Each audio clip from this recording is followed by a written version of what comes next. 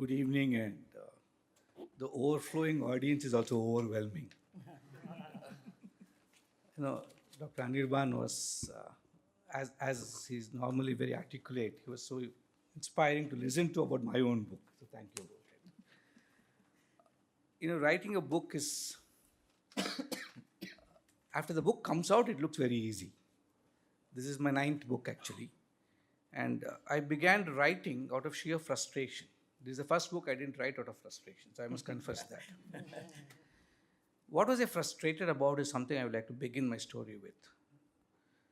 As a young physician who spent possibly all my adult life with indigenous tribal communities, living like them, with them, the Bandipur National Park of Karnataka, having seen firsthand an insensitive state which refused to understand its citizens.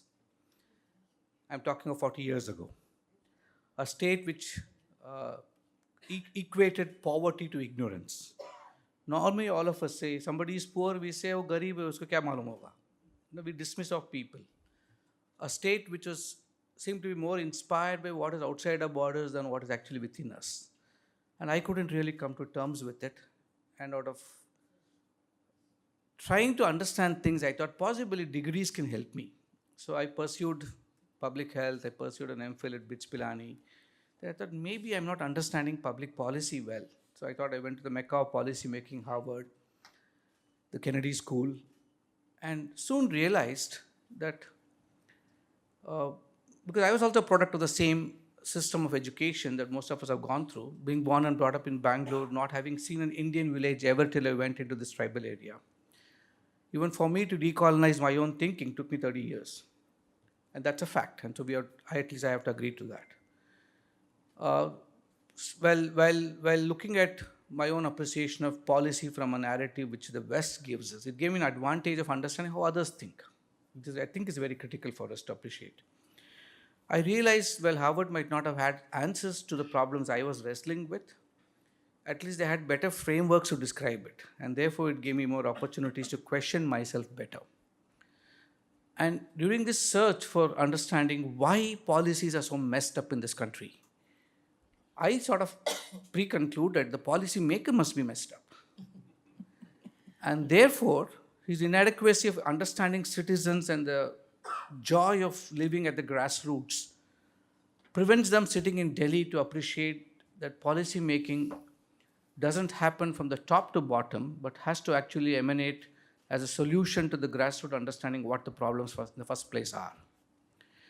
And not being able to communicate this, I started asking myself, what is that leadership model? And I did a couple of fellowships in leadership at Harvard too, and so I thought maybe I'll learn. Not really convinced, I came back, and it suddenly struck me, we live in a world where we seem to enjoy a Tom and Jerry cartoon on TV more than a Jataka tale that we read. And it was very difficult for me to understand why a Panchatantra is dismissed as a children's book, but the enormous depth of moral reasoning that is embedded in Panchatantra is not really studied. We teach in our philosophy schools, Jeremy Bentham, I was also a professor I was the head of the Vivekananda chair at the University of Mysore, and I was talking to the philosophy professors. I thought they were more discussing Jeremy Bentham and John Rawls and all these people, but not really getting deep into Vivekananda and the way he looks at the world and how do we do moral reasoning in this country. And so I started getting a little anxious and I thought maybe I don't know enough too. So my rudimentary understanding of Sanskrit didn't allow me to go deep, and I started learning, let me try to understand a little bit of Sanskrit. Then start getting into reading the Gita, the Upanishads, some Upanishads. Obviously, they're too big for any one person to read much. I started looking at the Jataka tales and Panchatantra from a different lens and appreciated, I said, these are, either you dismiss them off as children's books, or you look at our epics and call them epics, the way we call Homer's Ulysses, and then dismiss them off also. Correct. We don't really see the enormity of the social relevance, the cultural background, and the significance of what that epic means to civilizational India. And I found that the articulations made are more like stories or like fascinating modernized versions of the Ramayana, which we package nicely and bring them out as trilogies and all that and sell it out. And so there are also different versions. but the essence of it somehow gets lost. And I thought, why not I try to present an alternate view? And the advantage of India, which very few actually appreciate, they talk about, is it gives us a space for interpretational freedom. Unfortunately, today, interpretational freedom is something which people are branded as polarization in one side or the other. But I think respecting that interpretational freedom is what India is famous for. If a Ramanuja could write a Bhashya on the Bhagavad Gita from his own interpretations, and a Shankara with a completely different thinking of Advaita writes a Bhashya on the Bhagavad Gita, and Madhvacharya could also write it. Three great pioneering thought leaders of Indian philosophy could interpret and comment on the Bhagavad Gita differently. And that is the power and strength of India. It is not our weakness. Unfortunately, we are trained to believe it's our vulnerability, which I completely disagree. And then the other extreme of what Swami Vivekananda, and all my life draws inspiration from his message. He talks about how more than 100 years ago he said this, and I don't think we are changing now, and that's what the new educational policy does for us. The national education policy is an enormous gift which we are refusing to understand, in my view. Again, these are my views, very strong views also. And Vivekananda said, you get a high school education for an Indian child, the first thing he learns is everything Indian is bad, all my parents are idiots, and there's no knowledge in this country. And it took us quite a bit of time for us to unpack this. So to me, I was agitated and started going deep into it, and discovering all that I was putting together, I went to my guru, who's passed away now, of the Ramakrishna order, the Swami Sureshanji, who was my great guide and mentor, and told him, I have to write about this. So my first book, which became very popular globally, which is a textbook in several places, is called I, the Citizen. And then I said, okay, people are still not listening. So I wrote Voices from the Grassroots. I thought, let people listen to the grassroots. That at least will activate some wisdom. And I didn't find any resonance, so that's how those books got written. But when I started doing research on Indic appreciation of leadership, based on scriptural wisdom, I was talking to my guru and said, I don't think I can find any one person who could meet all that I'm discovering. I can simply talk about it, but I can't. The Bhagavad Gita, Arjuna begins off as a failed leader. He was a great archer, and in the description of Arjuna, if you look at a lot of literature, he was extraordinary in his leadership and valor, but at some point of time, he was a failed leader. But his failure is what gave us the Bhagavad Gita. We shouldn't forget that. Bhagavad Gita is not just Krishna. It's an extraordinary collaborative effort of Krishna and Arjuna. Without Arjuna, there's no Gita also. And in the context in which Krishna narrates it is something fascinating. If you look at it from a different lens, like I gave myself different lenses. And as I started lamenting to my guru, saying that I don't think I can get to write a book without a living personality. Because people can't relate. You can all write. If you read the commentaries, we fall asleep. Now, how do you keep it exciting enough for the common generation, the modern generation, to young people who can draw lessons and inspiration, not just about how to lead, but taking civilizational pride in this country and its contributions to the rest of the world itself? Because that is the real Vishwaguru message that all of us want to give. And I was struggling, and during this struggle, he told me, I don't know much about leadership. I can tell you about Advaita, I can talk to you about Atma Bodha, I can talk to you about Viveka Chudamani, but don't ask me all this. And I quoted those books quite sufficiently in this. And he said, I know long time ago, my brother, he was a very senior monk, my brother monks of the Ramakrishna order telling me that some young man came to join us. Luckily, we sent him away. And maybe what I have observed from my colleagues at Rajkot Ashram and Baroda Ashram is this man's life may be worth studying. Why don't you look at it? This is around 15 years ago. I thought I have no access. I have no way of even getting to know what this person is and how could I even bother about it. So I just gave up and I wrote another book called Leadership Lessons for Daily Living, where each of these independent ideations I brought about was singular chapters standing apart and just wrote it. That book did very well, and then I thought, that's it, I've done my job. But then 3 years ago, I think fate willed otherwise. I was pleasantly surprised that I got a call from the PMO saying that a new commission called Mission Karmayogi is being set up. And what fascinated me was the cabinet order constituting Mission Karmayogi. The enormous vision visionary thinking behind setting up something which called for a continuous lifelong learning approach to capacity building of the state. We are not a training commission. That's the beauty of this. It builds capacity of the state in several ways. But two words which caught my attention was the commission was expected to operate drawing inspiration from the civilization ethos of India. I thought, wow, this is music to my ears. And so this is something which I would give my life for. And so I didn't think twice, though I was told very clearly you have to be in Delhi and you work 24/7, and I didn't realize that it was actually true. And now slowly, every day the mandate keeps expanding. So now we have a national footprint from beyond Government of India. We're working with several states. And so sometimes I feel that I'm building more air miles, and my secretary sometimes jokes and says, you can actually take a room. The CISF will possibly keep you in the airport itself. Yeah. But it's fun because we are able to do so much. And when I started seeing him in action, and because we report to the Honorable PM, it made... gave me a lens of seeing him from different ways, and seeing him and talking to very senior people who report to him, reporting to his first circle, the cabinet colleagues. I've named all of them as an annexure in this book. I thought, wow, this is a story to be told, and I don't have to search for too much. So what I have done, this is a book on Indic leadership. This celebrates Bharatiya Parampara and traditions from a very evidential lens. We have a problem in our country, and I would like to concede that. When we talk of anything driven by civilizational wisdom, we are so romantic that we are so, what you call, in my opinion, very childish too. Saying that, we had the nuclear bomb, we had that, we had this, and we put it on one side, and therefore the young people dismiss it off. Or we are so stubbornly possessive about it that we are non-evidential in our articulation. We are so emotive that we go to the other extreme and people dismiss it off. I think the time has come for us to proudly say that we have our own methodologies of research. Having last 15 years having taught at Cornell, just to correct Dr. Abhishek's thing, I have resigned from Cornell. So now I'm completely here. I thought, their methodologies are very nice, but the West creates a narrative. I started trying to understand, and I had the courage to teach 15 years leadership in Cornell with Bhagavad Gita as recommended reading. And I also found that one large, I won't name it, when I was asked to teach at a very prestigious Indian business school, they asked me politely, can you please not have that reading?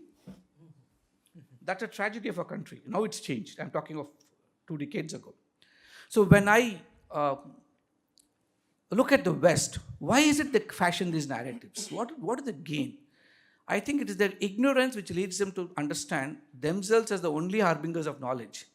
Because they have no tools to assess us. They have no tools to appreciate what we bring, our wisdom. It is so beyond their ability to understand us, the depth of our wisdom. The best way to deal with it is to dismiss it off. Whether it's democracy, human rights, or leadership, the West feel that their tools that can explain it is enough for them. And since their tools cannot even appreciate what we are, it must be the wisdom of the natives. It's useless. And we have comfortably lived with that imagined explanation given to us, and we have also fallen into the trap. So I thought it's time that evidentially can I present a book. So this is an academic work. But if I make it so academic, I thought nobody will buy it. It's actually, surprisingly, within a month, it's become a national bestseller. And academicians call me and say, thank you. Like Dr. Anirban said, every chapter is 5-6 PhDs hiding in it. Because it's a very wide book. I decided to give up depth for width because I want to bring everything possible that I have researched on. And then people can take it deep. It's got 8 or 9 courses we are teasing out of this book. Maybe 20 different kinds of workshops. And it's a very practitioner toolkit. Suhail said, the marketing brand guru, one day called me and said, I saw your videos, you're calling it a book. Stop calling it a book. And I thought, what is this man telling me? Because he's very acidic in his comments. Then he suddenly said, and he added up and said, this is actually a do-it-yourself toolkit, which I can proudly talk around the world saying, this is India's leadership. And why are you calling it a book and reducing your own work? And it was very nice to hear it from him. But the point I'm trying to make is it had to appeal to everybody. It had to appeal to a corporate leader. In fact, whether it's Bill Gates or N. Chandra, who's going to launch the book in Mumbai next week, and Anand Mahindra and all the business leaders who actually read the book before they wrote the endorsement. And I thought, how do we actually package it in a way which can attract the academician anywhere in the world. It's actually doing well. The US and UK editions are also doing very well. And it's not just the diaspora which are buying it. And that's what makes it interesting. Today we have tracking tools and these guys do all the tracking. But the point is, the time has come for us to say a lot of things proudly to the rest of the world, beyond Ayurveda and yoga, which are well known already. There's so many things we can take.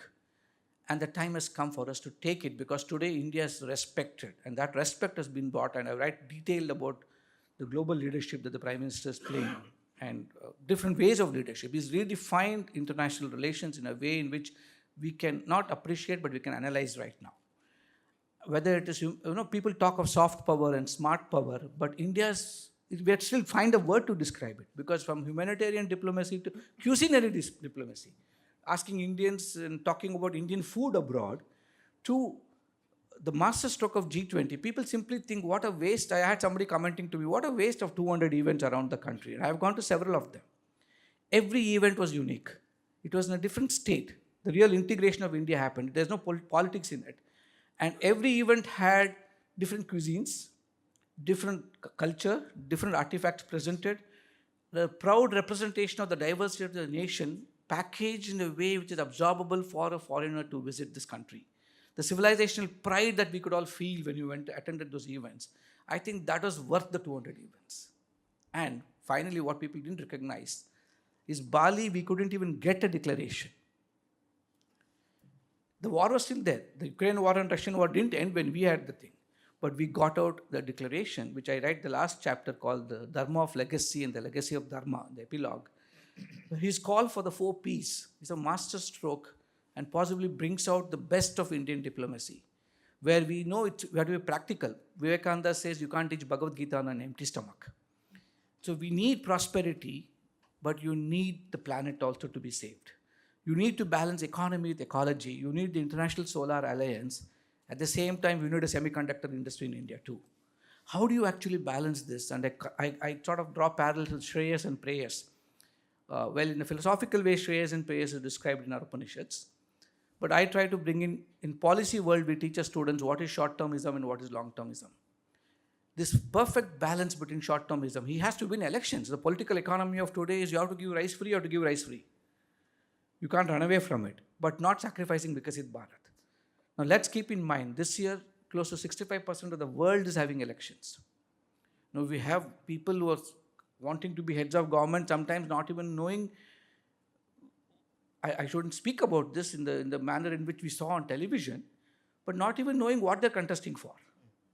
Right? And not a single leader, if you observed, everywhere in the world, had the courage to talk of something beyond the next elections, what they're fighting for.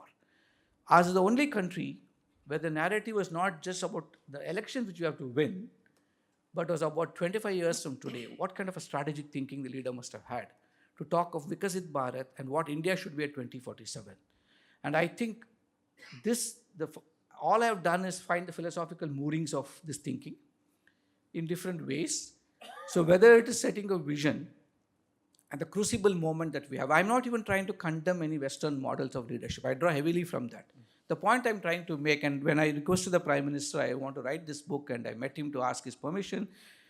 And for interviews, we gave several of them. That itself is a different book by itself. Just talking and writing about the interviews I had with him. It's very difficult for academic to be extremely mindful of objectivity when you're writing something. I rewrote the book 32 times, to be honest. The research in Indic knowledge is around 13, 14 years. My research on the Prime Minister was 2 years. 50 years of his life has been analyzed. I had a team of excellent researchers with me. So we looked at him from the age of 17 to 19, well, I discovered quite a bit because I was very deep in my research, respecting the Prime Minister's wishes. That's his personal journey, which he didn't want to talk about or get written about. I kept it out, except mentioning he visiting Belur Mutt and Rajkot Ashram. I have not gone beyond that, because I have to respect the protagonist also. And after that, the journey, whether it is what is consistently seen, and I would like to end with what I saw is something valuable. How can a person consistently represent one single purpose? All of us today, we have all lived our lives at different stages of life. Young people here today, we are all driven by some purpose. When you're in college, you say getting a PhD is enough. And then it's a PhD and then a job and then something else. There are micro steps that we take. But you ask you, what is it that you want to do in life, we are not too sure what the answer can be. It's a very difficult answer. And most of us don't really apply our mind. But a 7-year-old having a crucible moment, which I described, there are many anecdotes which are not in public domain, which is only because I got it directly from him. I had the opportunity to put it here. Now it's in the public domain. And saying what the crucible moment was, it could be a very childish seeking, which his father gives him an answer and he takes it seriously, to the morbid tragedy that Anirban discussed as a pracharak of the RSS, and then as organizing secretary of the BJP, the chief minister of the state, and look at his humility. That is something people don't even appreciate because they don't see him from close enough. And today we live in a polarized world that anything I speak, I'll be called a sycophant. No, that is a tragedy of this country today. And anything I write will be called a hagiography without reading it. I keep telling people this famous adage, don't judge a book by the cover, is absolutely true in this context. And the Prime Minister himself told me that. Yeah, he himself told me that. He had only 3 conditions for me when I said I want to write. He said, the first is this book is not about me, he said. This book should be about Indian leadership. भारतीय परंपरा आधारित एक नायकत्व के बारे में लिखना पड़ेगा आपको. And that's a big order. It's not easy. Second, he said, इसको पढ़ने के बाद देश के लिए 1,000 leaders निकलना चाहिए. And again, there is only the country and the national requirement. And the third, he said, this is a contribution to the world on leadership, and they should understand what India brings to the table. If you can achieve that, then your book is worth it. And only when he was completely reassured, he actually received my first copy. So I think that speaks of his enormous thinking. And from the entire 50 years, the consistent thing is a seva bhav that he talks about. So whether it is Sthita Pragnati, the Bhagavad Gita's message of Samatvam and Ekatvam, and I narrate how it is reflected in his thinking. I have seen him from close quarters respond to the Farm Bill when it was passed and actually when it was withdrawn. And I can tell you the enormous Sthita Pragnati we talk about, the equipoise that we describe, it should be felt by seeing it. And it was very difficult for me. The reason I wrote it 32 times also, let me confess, or rewrote it, is because when you're very close to a person, you can get drowned in his charisma. And then you get lost, you lose your objectivity. It happened to me several times. I had to go back to read it and remove it. As an academic, I had made myself one promise. There'll be no compromise on my intellectual integrity. I'll stand up for scrutiny at whatever level it means. And I'm ready for that too now. I can defend everything that I've written because everything I have written is the reality I have seen and I can justify. And what I also told myself is, it'll be a balanced articulation of what is provable. There are a lot of things which I have not gathered enough research to strongly write about. Maybe it will be another book. But whatever I have written there is a fact. And that's why you should read it to understand what is written. And his consistent approach to vision, his articulation, I'm sure Shashi will talk about it. It's not just a Man Ki Baat. No, I have explained the theories of change. And teaching policy and policy communication, we talk of the Shannon-Weaver model, we talk of the semiotic school, we talk of so many, everything is Western. And then I was also trained in that. So I could easily analyze him using those tools. But then, when I started going into Natya Shastra and Bharata Muni's description of Sadharanikaran, I thought, my God, 3,000 years ago, somebody so beautifully brought out this and we are now imitating. Those guys don't even credit us for it. The surprising part is the entire concept of emotional intelligence and emotional self-awareness, which Daniel Goleman is credited for. He spent 2 years in India before his PhD to go back and write about it. He himself says it. But we don't take ourselves the credit. Swadhyaya is the most strongest intervention you can have in self-awareness. That's what the Bhagavad Gita is all about. Chapter 16 talks about the qualities of positivity and the Daivika qualities and the Asura qualities. It's all representative. Asura and Divya and all is just the representation symbolism. But the good and bad qualities which are embedded within ourselves and the way it can get expressed.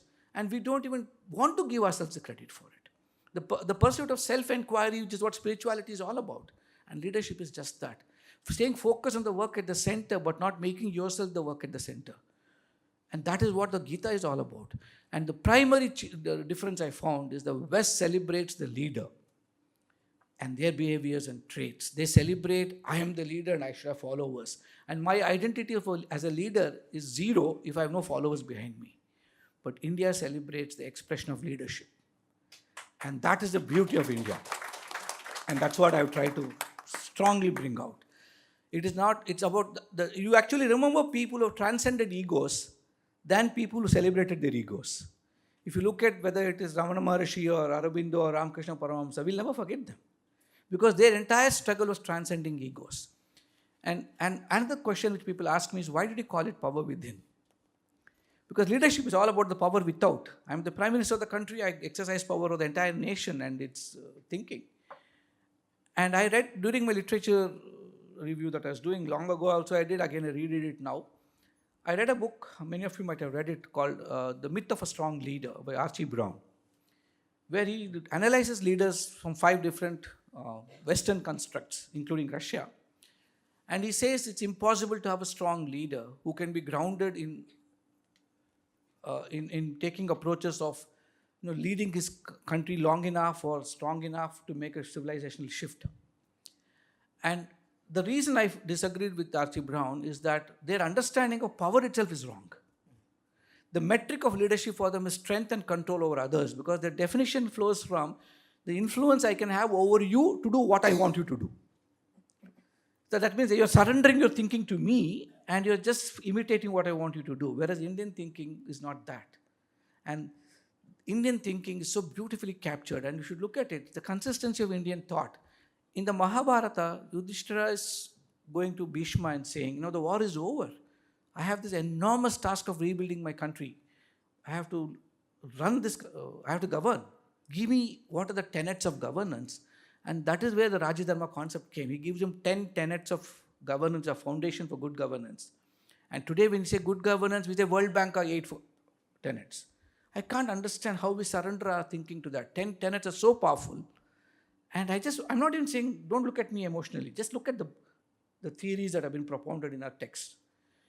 And if you think that is great, I couldn't write it because I was continuing my research. The conversation between Bharata and Rama, and Valmiki describes it so beautifully in his Ramayana. When Bharata goes to Rama and says, what is unfair? You were trained to be the king. We coronated you, we celebrated you. Everybody knew you are going to be the head of the country. And suddenly you just decide to go away and I am thrown into the wolves. My mother might have screwed up by saying I should be the king. But now what do? I was trained to have fun, the youngest brother. Jolly, having fun in my life. And suddenly he also went with Vishwamitra around. He also got trained in the same archery. But he was not mentally trained. His power within was not awakened to lead. And he goes to Rama and says, tell me what should I do? I can take your Paduka and make it representative, but I have to govern till you come back. How do I preserve? And Rama's conversation with Bharata is a classic in good governance. The way he describes it, right from trade, the way you respect your citizens. Citizen-centric governance is there. Trade is there. Economy is there. Ecology is there. Respecting people who come with knowledge. And he talks of mantra shakti, the cabinet, and how should you respond to it. He says, you can't be an expert in everything. You need good advisors to tell you what to do. And all this is nice to read as a story. And Kautilya, in his own incisive, in Kannada there's a saying, there's one shot and 2 pieces. Kautilya is like that. You use the axe and it becomes 2 pieces. He says, all that is okay. There are only 2 things for a king. What is Rajadharma? He says, only 2 things. Yoga Kshema and Loka Sangraha. And then he doesn't stop there. He says, this can't be just got. You can't go to a shop and buy it. Only a king can deliver it. And what kind of a ruler should that country have which can ensure societal welfare? Loka Sangraha and Yoga Kshema, the definition, if you look at the Sanskrit, I've given a very extensive glossary of terms thanks to a close mentee and friend, Dr. Anuradha, who helped me write the etymology of the terms because people interpret it differently. Is assuring the protection of the securities already gained by the citizens and creating an ecosystem where you can acquire more securities for yourself. You can't get a better definition than what societal good is, welfare should be. And he says for that, the only man who can deliver on this is the man who's Indriya Vijayi. And our spirituality is all about Indriya Nigraha. And only those who can control their sensual pursuits, and we all get lost in it and immersed in it, he's the only one who's capable of reaching that stage. And my research, my analysis, my discussions, my observations is we are lucky to be at a point in time when our country has got that kind of leadership. We are going through enormous transition. And in the churning, the month, a lot of things will come out. But I'm an eternal optimist. All this will lead to a situation where we'll see Lokasangraha, we will see Yogakshema, because we already have the kind of a Rajadharma living Prime Minister in our country who can actually assure us of all that.